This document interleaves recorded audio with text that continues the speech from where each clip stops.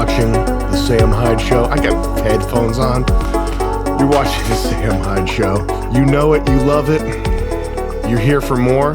We're here for you. I can't wait to get up in that ass. Doesn't mean anything. Don't read into that too much. It's the end of February. We're coming in hot. We got news for you. News story number one. We cannot begin to discuss Jewish blood libel until the 45-second mark because YouTube will demonetize us, okay? Notice the word demon is in demonetize because of Jewish blood libel. Why is it called Jewish blood libel? Is the word libel because it's a lie made up about Jews? Chat GPT, what does Jewish blood libel mean? I'm not even gonna read. I know that it's false and anti-Semitic. I'm not even gonna read what that is. This Diet Coke is a little too fizzy. It's a little too potent in the fizz factor. I would much prefer a McDonald's Diet Coke. This is peaty. I am peating right now. It's laced with honey. There's lemon in this, raw ginger, bee pollen, bee propolis from the bees, testicles, whatever the organ produces bee propolis. I don't know. I'm not a scientist. Just mess with it so it's slightly out of focus the entire time. If you could do that, that would be perfect. Once again, I'm a victim of a chair situation.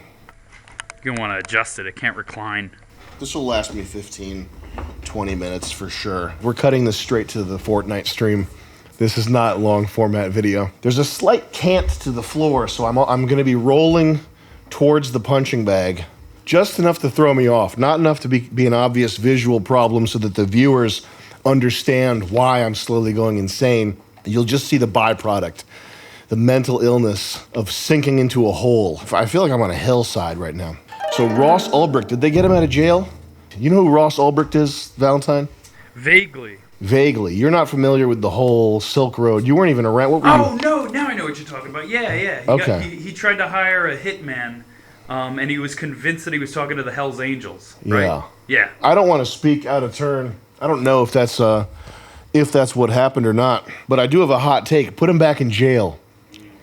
That's not going to win me any points with anybody. What do you think about that? Trump took him out of jail. Trump did take him out of jail. You're up against, I don't want to say. What? Orange Hitler. Orange Hitler. You're up against Orange Hitler. Drumpf. That's what we call him around the office. We call him Drumpf. We call him Orange Hitler. Yeah, Ross Ulbricht, I think, put him back in jail. That's my hot take. That's a clippable moment right here. It's a very liberal take. Is there anybody who thinks he should be in jail? Or does everybody pretty much unanimously, is everybody a free Ross Ulbricht type swag? I'm just teasing, by the way. I'm just joking around. I'm sad to hear that Jay Dyer thinks Ross Ulbricht should be in jail for life. But that's what it says here. Ross Ulbricht represents the older era of millennial Ron Paul fans committed to basic libertarian principles and online privacy. One thing that personally startled me was how quickly my own libertarian principles went out the window when I realized that Larry Fink buying Bitcoin would make my bags go up. The privacy element which Ross and Silk Road wanted to maintain has failed in principle, a great ideal, but this outlines the fatal flaw in libertarianism, italicized, the real world. You guys don't even know about how fun libertarianism was back in the day, because you could go online and you could pretend and imagine a scenario where there were like private police. This is the type of thing, if you were on the computer in 2013, you'd be on these forums, I mean, at least if you were me, talking about how, if we just... who's going to build the roads? Corporations that are paid by people that want to use the roads, my friend. We're going to have private police. This is what. Do you guys know what libertarianism is? Do you know what libertarianism is? Vaguely. Vaguely? What is your understanding of libertarianism? Everybody just let people be, right? Isn't that the idea? It's just here's the core tenet of libertarianism. I want trans weed farmers defending their weed farms with AK-47s in space. That is the central principle of libertarianism. I can get behind it. On paper, there's so much to libertarianism that looks like it would work. If you're creating a worldview in your head, which is the same thing that anybody does with an erroneous worldview. So it's not really that surprising. It's just I personally did this with libertarianism and not communism or something like it. You can really make yourself believe that legal weed and private police, something like that would work. And then you grow up and you realize that the problem with the world is greedy corporations. Bleep that out. But this stuff doesn't hold. Unfortunately, it doesn't hold. That's the other thing, is that the Bitcoin has not fully reached the tail end of what effect it's going to have in the world, and I think I'm personally optimistic that it will make it so that it's much more difficult to finance military action, for example. I think that that's still on the table for Bitcoin endgame, but in the meantime, it is ironic and funny that BlackRock is scooping up as much of it as they can. I mean, why wouldn't they? It would be ideal if we could convince everyone that it's in their best interest to act peacefully and cooperatively, but the world is much more complicated and harsh. In reality, it doesn't always follow the rules of logic or moral ideals. That's the main disconnect with libertarianism, is if you are building this house of cards, this fantasy scenario in your head where libertarianism works, part of the recipe is that everybody's a rational actor, that all the participants in the system that you're imagining are behaving not in a way that's in accord with the common good necessarily, but behaving in a way that is rational. That's what the term rational actor means. Real life is just, you're lucky if you find one rational actor for every 10 people you come across. Everybody's a fucked up mess. Nature is full of predators and prey, and even the idea of living by principles like libertarianism assumes people are moral, highly intelligent, and trust each other, yeah. Unfortunately, many people don't have these qualities. Most of the world is not moral, not based around high trust, and not high IQ. That's the other thing, is if these principles were to take hold, whatever the Bitcoin end state is, if it's even close to something libertarian, it means that all these hungry mouths that depend on Whitey are going to starve to death. That's kind of a fucked up thing to think about, man. Oh my God. Libertarians meeting up and having a conference and like dressing in bow ties and shit. And they're like talking about this stuff, and really what they're talking about is like 6 billion Google people starving to death. One of the most drawn out, inhumane forms of death. They're just like kicking around. Well, what's proposed in Atlas Shrugged is when people cooperate, and it's peaceful cooperate. Like 6 billion. Feed us. Rational, legal weed guy is like prim and proper. And then if you ever walk into a weed store, it's Rick and Morty Walmart pajama people. They shouldn't even be driving cars, let alone buying weed. Yeah. As the world becomes more digitized, privacy will be more and more difficult to maintain. The road from then till now on Bitcoin has been very interesting, because I've personally known a lot of people who, if they had held on to their bags, would have been absurdly rich. And a lot of them got by that Monero. Is there another? Zcash. Ooh. That's some pain right there. I can think off the top of my head 3 people who would have over $100 million now if they had held onto their bags and they got. A lot of the people who got Bitcoin got everybody got lucky. Everybody early got lucky, essentially. But a lot of them, they just had it because they were buying drugs or selling drugs on Silk Road. And then a lot of people came into Bitcoin from libertarian economics. They amassed an amount of Bitcoin that would have made them extremely rich nowadays. And then there's there were these offshoots, Zcash, Monero, alternative cryptocurrencies that function very similarly to Bitcoin. They're not like Ethereum, where it's like a smart contract platform or whatever. Bitcoin itself is a smart contract platform, but smart contract in the sense of you can make NFTs and shit on these things. That's not what these things were. They were very similar to Bitcoin, but just with privacy enhancements. And people, a lot of these libertarian guys who were early comers to the game saw that Monero and Zcash were adding more advanced privacy features than the Bitcoin development people had any intention of bringing to Bitcoin. And because these libertarian guys they're ideological guys. Like if they get captured by an idea, they will go all in. There's not much moderation in the libertarian community. I think people tend to fall in love with certain ideas and go all in and get captured by them, which maybe is like a reason why it's like autistic people that just like hobbies in general. So you could say that about any hobby. But That's how I feel about Bitcoin right now. Like, I feel like I'm kind of diving in head first. you're going obsessive on it. Define obsessive. If you were ideological about Bitcoin, the purpose of Bitcoin initially was to create Galt's Gulch. That's not a flattering combination of words to say. That sounds so bad, but Galt's Gulch in cyberspace.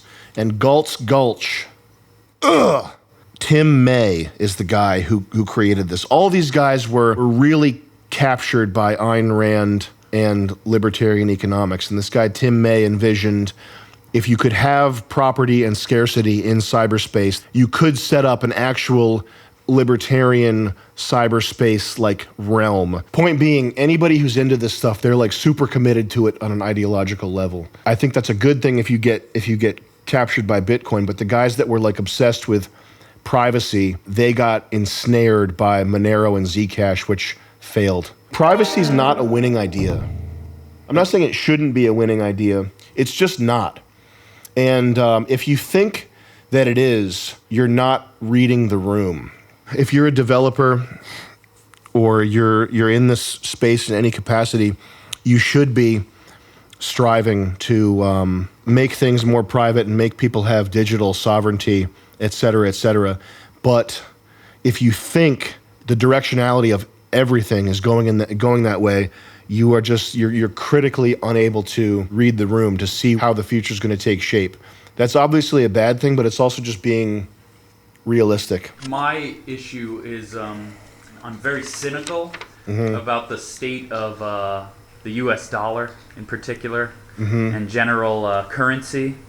And when I look at Bitcoin, it goes down pretty significantly sometimes, but it always comes back up. Whereas the U.S. dollar just constantly goes down. So my whole thing is, I don't know about all these ideological, fantasies that have kind of brought Bitcoin to the forefront.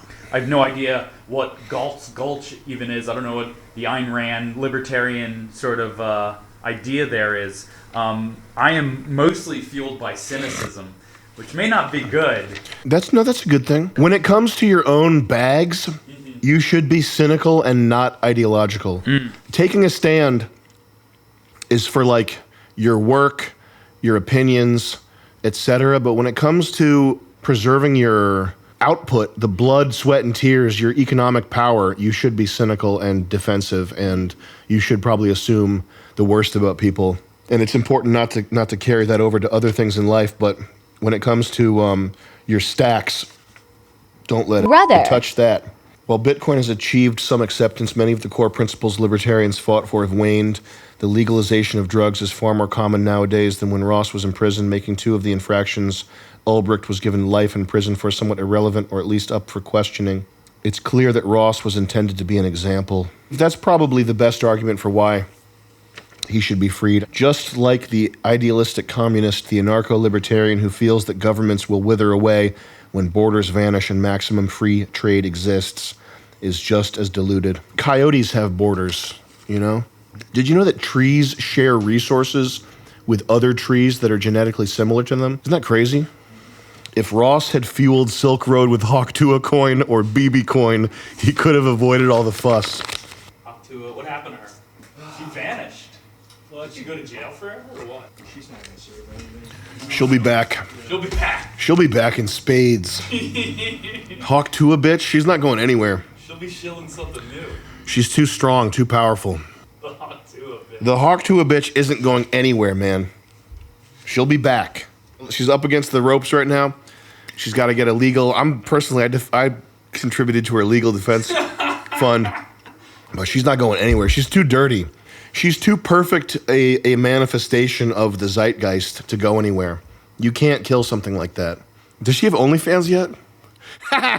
Haley Welch never died. Haley Welch can never die. You know, even if some good Samaritan were to put a Pizza on her head, the spirit would live on. You know, they'd still be. I'd be selling merch at that point. If she dies, if she gets microchipped.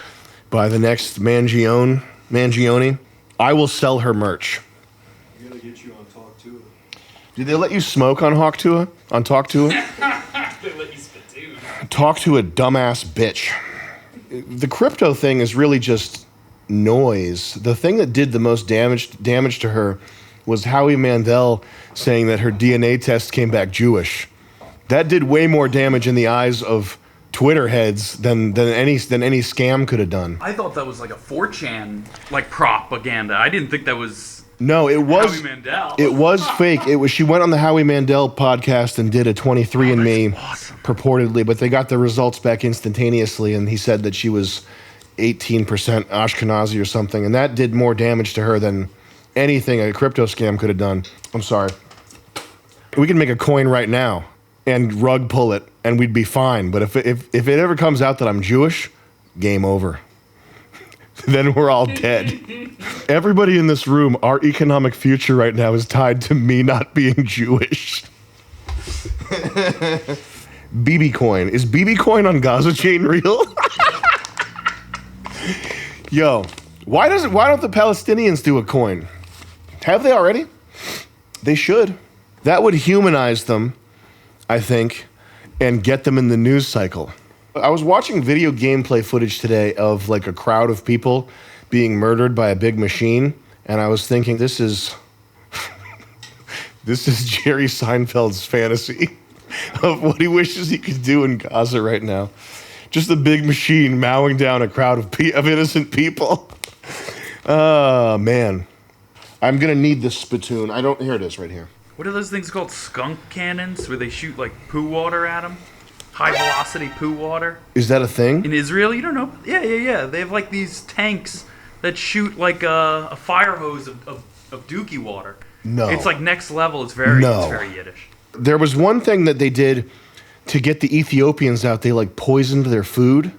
Did you ever see that? How did they get Ethiopians in Israel? That's what I want to know. It was one of their biggest blunders of all time. But to get them out, they like poisoned their food. Oh my god. But the shit cannons thing is like a whole nother. That can't be real. It has to be It's real. like a skunk cannon. I think it's called a skunk cannon. Oh. I'll ask Grok. Tell me about Israeli skunk cannons. That sounds made up. I would never make that up. Yo. Is there no depth to which they will not stoop? The Israeli war crime iceberg. Bro, it's so bad. Israeli skunk cannons refer to a crowd control tool used by the IDF which deploys a foul-smelling liquid known as skunk. This is like from a video game. I'm going to screenshot this because we need this in our video game. This is straight up evil shit. I'm surprised I didn't hear about this on PGL. Are you sure I didn't hear about this on PGL? I have never heard this. I've never heard of this before. I'm surprised you never heard of this. Developed by an Israeli company called Odor Tech. That's awesome. I don't even want to read this. This is so evil and fucked up. Odor Tech. Disgusting ass. Schultz? Yeah? Can you send me a message on Slack? Skunk Cannon Odor Tech? Yep. I got to put that in the Joyride notes. Oh my God. So yeah, Haley Welch, she should just do another rug pull. Just come back strong. Don't let this get you down. Double down. Haley, if you're out there, if you're watching this show, which I know you are, just double down, okay? I'm too old for meme coins. Although, how are you going to get rich in today's day and age? Because Bitcoin is not going to 900x. You literally need a 900x. That's the only way you're going to make it out of this predicament that everybody's in. Isn't that crazy? That's true. Even if you make six figures, you're not, like, you can't. You're gone. It's gone. They took it. Somebody took it. You're taxed everywhere in invisible ways. Like 70% of your output is just wiped out. You don't get a tax break on your rent and your car. These should qualify as business expenses no matter what you do. Like your car, your rent, and like some basic amount of food, but you're taxed on that money somehow. Oh my, it just never ends. Even if you make $200,000 a year, it's gone, you're poor. How true is that? Is that very true? If you do anything independent, like Yeah. I'm independent contractor, let's say, Yeah. and let's say I pay $6,000 in 2023, even in 2024, I won't get back what I paid in 2023 like everybody else would as an independent. It doesn't incentivize business at all. Yeah. It's like it tries to force you into a 9 to 5 so that when taxes come out, they're like, oh, hey, here's another 3,000. We're giving you back 3 of the 20 we took. Vice versa. No, you owe us 10. And you're not getting back anything next year. And if you make more money next year, we're taking more from you. Yeah. So it's a constant cycle that you're paying into no matter what. That's something I have not really heard anybody expound upon at length, which is like how tightly incentivized or how tightly structured the system is to incentivize people to have a 9 to 5. It's basically like being in high school or something. Like they take all the taxes and stuff, like they make it automatic. They make it so you don't have to think about this stuff. And if you do want to do something independent, suddenly there's like a mountain of research and work that you have to do. Even if you're a small company, you can only afford to hire, say, 4 people. One of those people has got to be doing accountant duty almost full time. And that's usually ends up being the business owner or, it's a woman because women are good at being drones and looking at like, oh, a list of things I have to do for no reason. I can do these step by step, like baking instructions, making cookies. The people I know who are small business owners, they have like their mom or, their wife or their mom do their books. And it's because doing books is like the longest possible cookie baking recipe that no cookies get made. It's just like a list of bullshit you have to do, and women are just good at doing bullshit without thinking about it. You can't get rich. You have to do meme coin gambling if you're gonna get rich. That's the only way. Even if you're making $200,000, you're not rich. What the fuck are you gonna do? You ever hear like a 30-year-old guy talk about retirement and like have an IRA? Are you insane or are you stupid? It's like when boomer parents talk to you about Social Security. Mm-hmm. My dad sometimes will be like, you're not even paying in Social Security. By the time I'm, 65, if I retire, I'll never retire. Mm-hmm. But you think Social Security is going to be around? Yeah. You think like I'm going to get like payback for years? No. Yeah, it's yeah. Like unrealistic. But it's drilled into their heads that, oh yeah, the government's going to help you later on. Yeah. For your years of service. Yeah. My ass. Your years of service.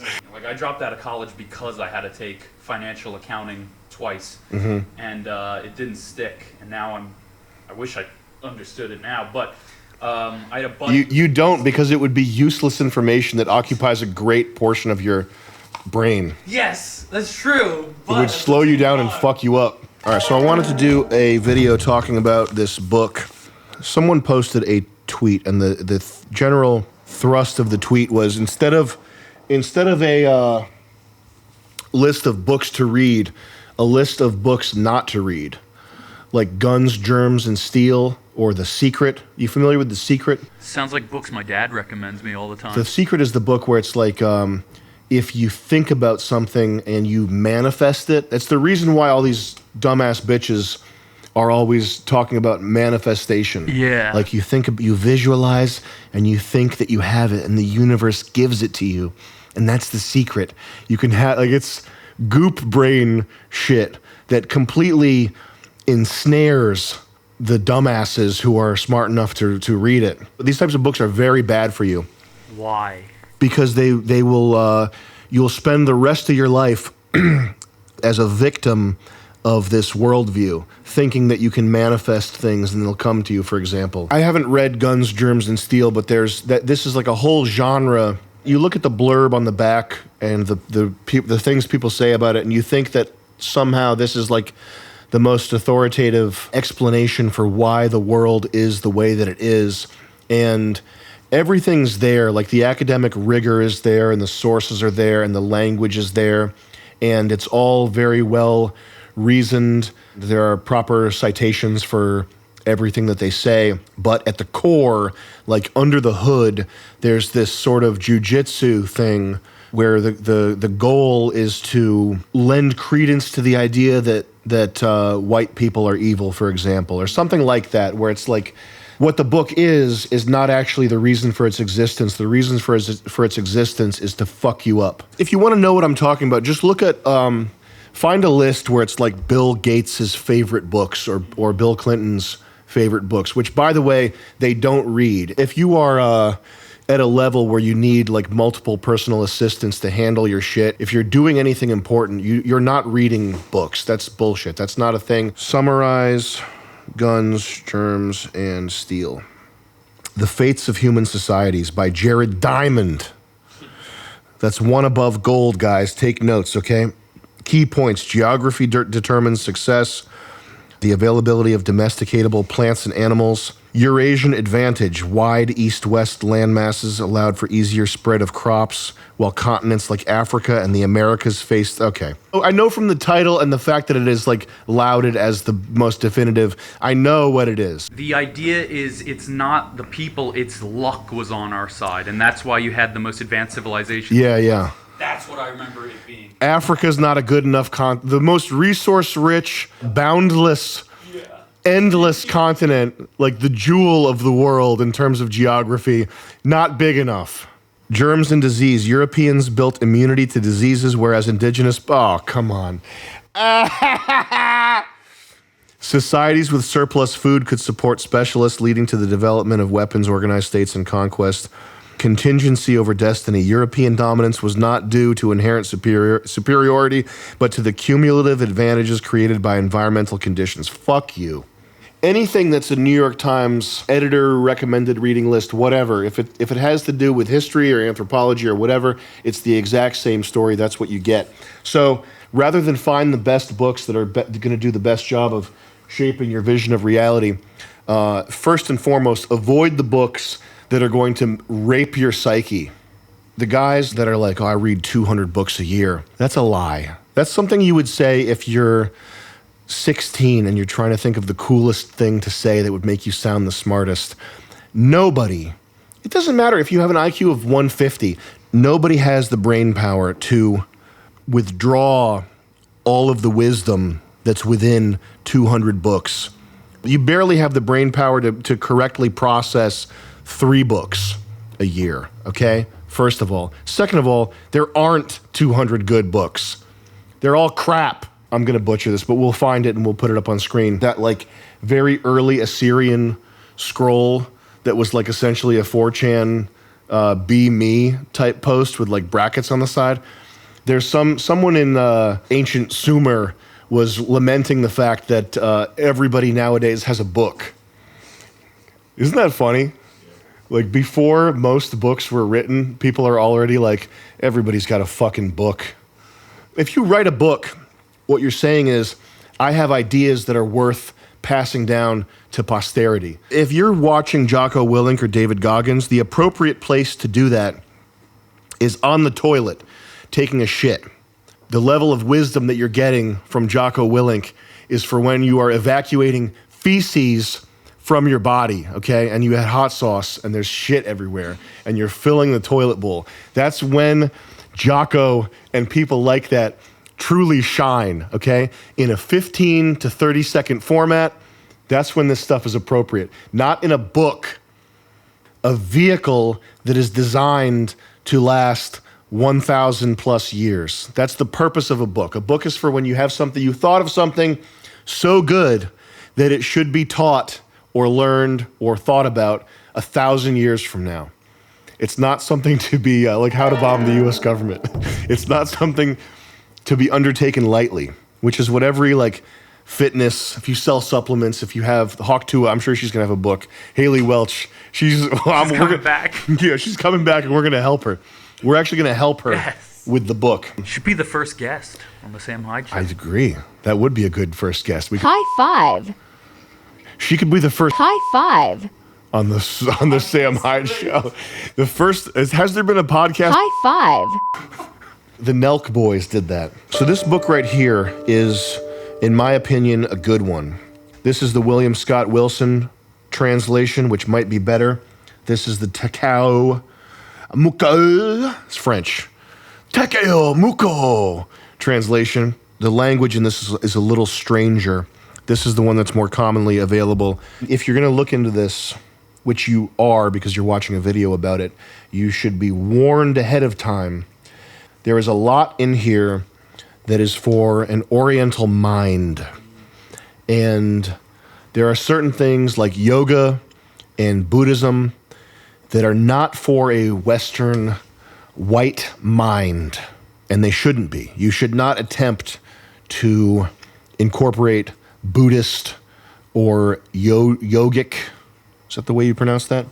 Ideas, teachings, philosophies, practices into your Western white world, because it will just do you damage and leave you messed up. So when you read this, when you encounter stuff like embrace death, just ignore it, okay? This is not like the Bible or something. This is a book of, half of it is applicable and half of it, in my opinion, should be thrown out.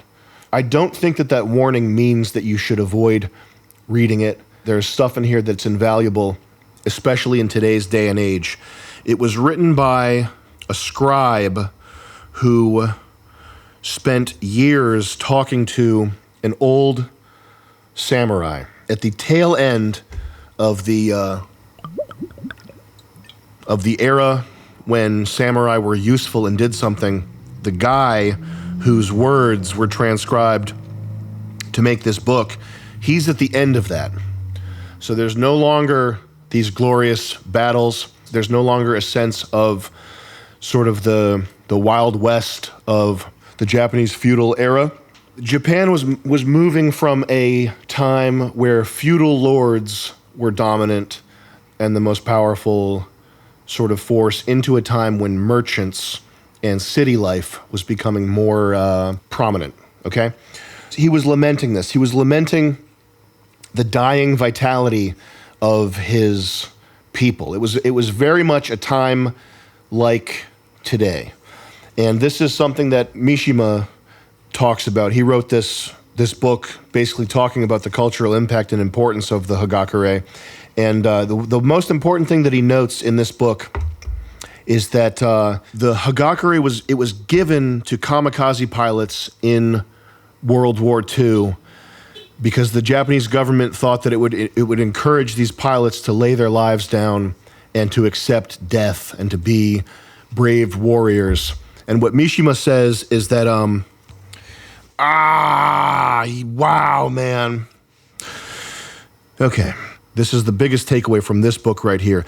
During the war, Hagakure was like a luminescent object in broad daylight, but it is in pitch darkness that Hagakure radiates its true light. So when there's like people dying on the battlefield and their country's being bombed and they're crashing planes into airplane carriers and stuff, that's not what this is for. In my opinion, to some extent, the good parts of this are like a spiritual manual to be read and studied at the tail end of a great age. That's why I think this is a good book that's worth reading. We're going to do a multi-part series here, and I'm going to go through this and just highlight the passages that I think are the most important. The guy that wrote it, he never saw battle. He only, I believe, executed some criminals for practice, but he never actually saw the battlefield, and that was a great shame to him. His master, who died, prohibited the act of, bukkake? What do they call it? Seppuku, yeah. His master who died prohibited seppuku, so he was unable to kill himself. He's basically an incel. And after the nearly decades-long series of conversations that he had with the scribe who wrote all this stuff down, he told the guy to burn it, and thankfully it did not end up getting burned.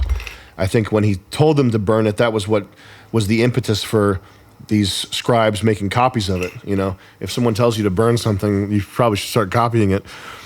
Hagakure translates to hidden by the leaves or hidden leaves, a metaphor reflecting the philosophy of the samurai way as described in the book. The title suggests the idea of a warrior's spirit being concealed, not openly displayed, but always present, like a samurai's duty to act with resolve and readiness even when unseen. Also conveys themes of impermanence, self-effacement, and devotion to service. Another note here, a lot of this stuff like your readiness to kill yourself. It doesn't align with a Western mind, and it's not good to take that stuff on. But I do think a lot of this does map to Christianity if you replace the idea of a Japanese feudal master with God. So yeah, let's just dig into it here. If you want to watch the full version of this video, please go to mde.tv. Free account would be good if you could pay me a small donation. Here's the deal, guys. So we have a defense structure in place. It's called the Iron Dome. Now this Iron Dome, it's so badass that nothing can get through it. However, we still need $20 billion for Bissels. You heard me correctly. Not missiles, I need Bissels, okay? We're under attack here at MDE.TV. We're under attack by rocks. They're not even human, don't worry about them. We're gonna get them out of there, okay? But we're under attack right now. Rocks is the primary. We also have rockets too. They have so many, we have the Iron Dome, but we need more Bissels to fund this operation. This skunk stuff that we're spraying, it's pretty expensive, all right? But in all seriousness, MDE.TV, go sign up, please. This show is gonna be a regular thing. We got mad more shit going up on that website. Help us reach the stratosphere. Help us get off the ground. All right, y'all, let's take a quick break. When we get back, we got our skunk cannons loaded up, and we're gonna give you full bore skunk straight to the dome. Be right back.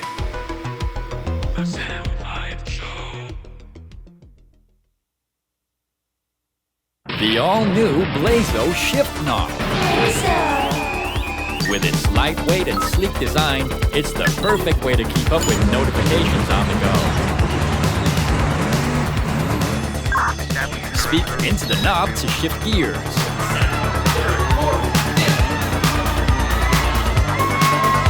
It's the Bluetooth Razo Shift Knob. You could rob a bank.